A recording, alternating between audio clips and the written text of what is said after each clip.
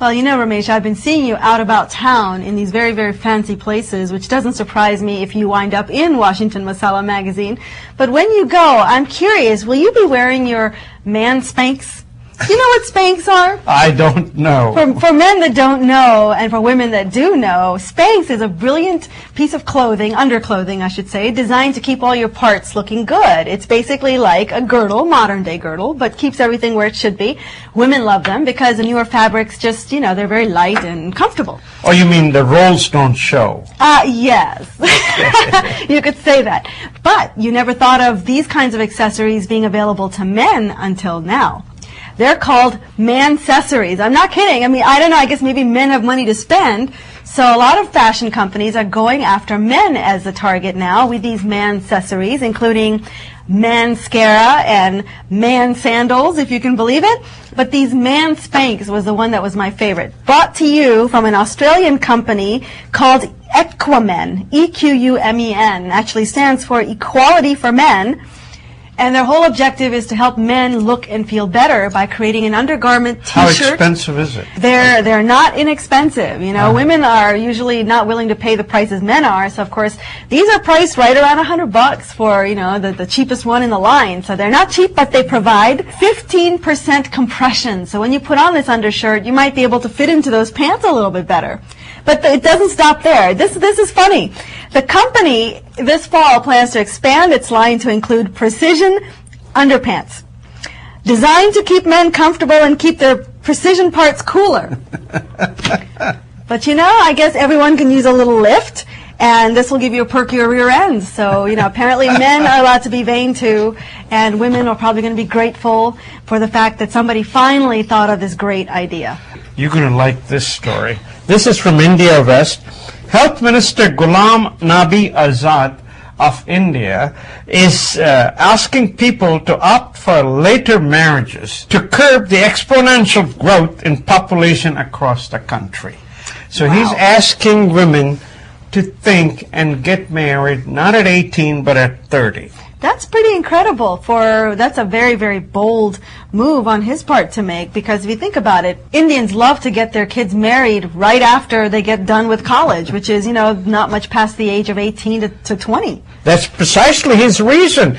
He says only people who opt to marry at 30, 31 should be awarded. In other words, there's probably a program of government of India that is going to award the women that will marry after the age of 30, 31, not men.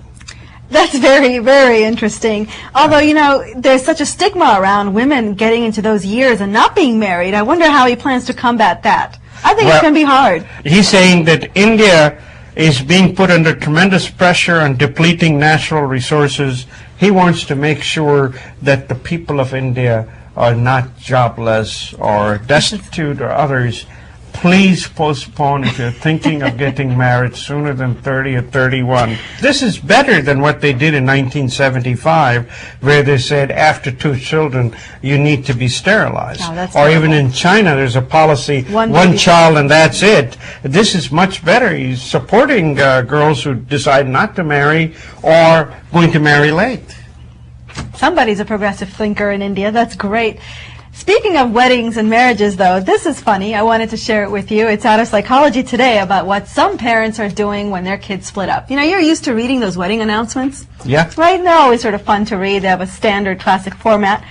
But how about this? Let me read this one to you. Families celebrate Burke-Graham split.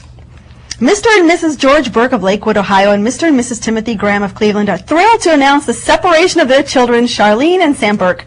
It's been a long time coming, Mrs. Burke said on the steps of the county clerk's office, gesturing to the Hilton Hotel where concerned relatives had gathered. I had no idea I could find so much wrong with one person, confided Charlene, who said that is a divorce announcement? It's a divorce announcement. Who said the final straw occurred when Sam was unsupportive during a major costume malfunction at the annual Renaissance Fair.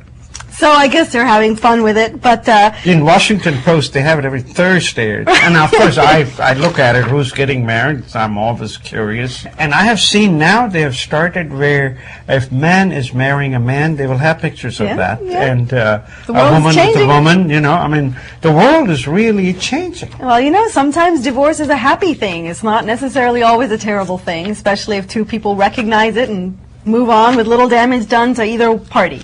But it's terrible for one set of parents to just so... Well, I guess you have two choices, right? You can be miserable and upset, or you can laugh it off like these guys are doing, and maybe that's the better way. Folks, Thai DC, formerly known as Indian CEO, is inviting the business community to come and meet with Ambassador Shankar, who has recently been appointed as the Indian ambassador here in Washington, D.C. The reception is on Wednesday, July 29th at Top of the Town from 6:30 to 9 at 1400 North 14th Street in Arlington, Virginia. For the ticket information, thaidc.org. To meet with Ambassador Meera Shankar. And she's a woman, so how exciting is that? That's right. Well, folks, it is summertime, and that means it's time once again for the Midsummer Masala.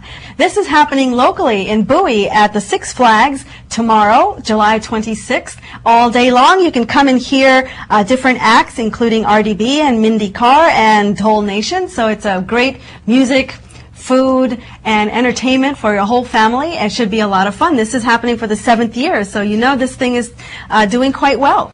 Well, that's about all we have for you, folks. This is going to be a very nice weekend, so enjoy.